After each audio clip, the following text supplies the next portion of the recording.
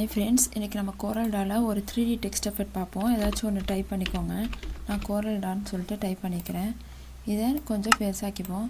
பெருசாக்கிட்டு இதை அப்படியே Ctrl D எடுத்துக்கோங்க. எடுத்துட்டு இதுக்கு நான் ஒரு ரெட் கலர் கொடுத்து வச்சுக்கிறேன். இப்போ பென் டூல் இருக்குல்ல, இதை எடுத்துகிட்டு வந்துட்டு இங்கே கரெக்டாக ஒரு லைன் வரைஞ்சிக்கோங்க. இதுக்கு வந்துட்டு 1ன்னு வச்சுப்போம். இப்போ இது எல்லாத்தையும் செலெக்ஷன் பண்ணிவிட்டு ட்ரிம்னு கொடுத்துருவோம். கொடுத்துட்டு இந்த லெட்டர் இருக்குல்ல, அதை ரைட் கிளிக் பண்ணிவிட்டு பிரேக் கர்வ் பார்ட்ஸ்ன்னு கொடுத்துருங்க. கீழே இருக்கிறது எல்லாத்தையும் செலெக்ஷன் பண்ணிவிட்டு டிலீட் கொடுத்துருங்க. மேலே இருக்கிறது எல்லாத்தையும் செலெக்ஷன் பண்ணி ரைட் கிளிக் பண்ணிவிட்டு கம்பைன் கொடுத்துருங்க. ஓகேவா? இப்போ இந்த Coreldraw இப்போ இதுக்கு வந்துட்டு என்னென்னா ஒரு இன்ட்ராக்ஷன் ஃபில் டூல் இருக்குல்ல, அதை எடுத்துகிட்டு வந்துட்டு ஒரு இந்த மாதிரி ஒரு ஷேடோ மாதிரி கலர் கொடுத்துக்கோங்க. இப்போ இந்த Coreldraw இருக்குல்ல, அதை எடுத்துகிட்டு வந்துட்டு கரெக்டாக இது மேலே வைக்கணும். மேலேயும் கீழே இல்லாமல் கரெக்டாக லெவல் பார்த்துட்டு இப்போ வச்சாச்சா. இதை வந்துட்டு அரேஞ்ச் ஆர்டர் டு பேக்குன்னு கொடுத்துருங்க. கொடுத்துட்டு இந்த Coreldraw இருக்குல்ல, இதை தனியாக எடுத்து வச்சுப்போம்.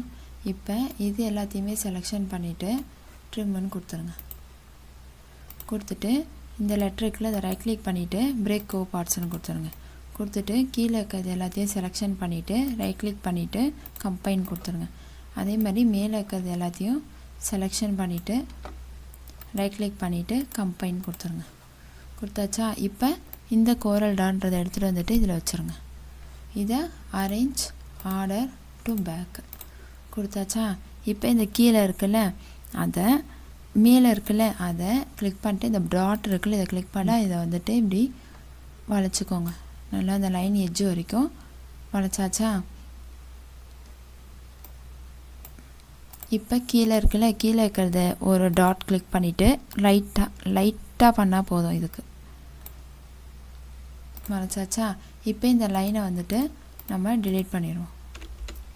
கீழே இருக்குல்ல, இதை இங்கே கொஞ்சம் இது நல்லா கிளிக் பண்ணிங்கன்னா கொஞ்சம் டார்க்காக வரும். கொஞ்சம் டார்க்காக கொடுத்துக்கோங்க. இப்போ இது எல்லாத்தையுமே ரைட் கிளிக் பண்ணிவிட்டு குரூப்புன்னு கொடுத்துருங்க. கொடுத்துட்டு இந்த எஃபெக்டில் போயிட்டு இந்த ஏர் பெர்ஸ்பெக்டிவ்னு இருக்குல்ல, அதை கிளிக் பண்ணிக்கோங்க. கிளிக் பண்ணிவிட்டு லைட்டாக இதை இப்படி வளைச்சிக்கோங்க. இதையும் இதை இப்படி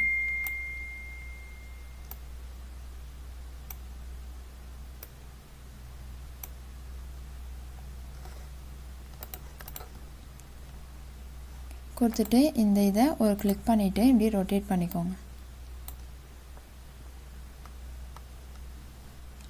நமக்கு இப்போ இந்த டெக்ஸ்ட்டு பார்த்தீங்கன்னா அந்த கீழேருந்து மேலே எழுந்துச்சு வர்றது மாதிரி இருக்கும்.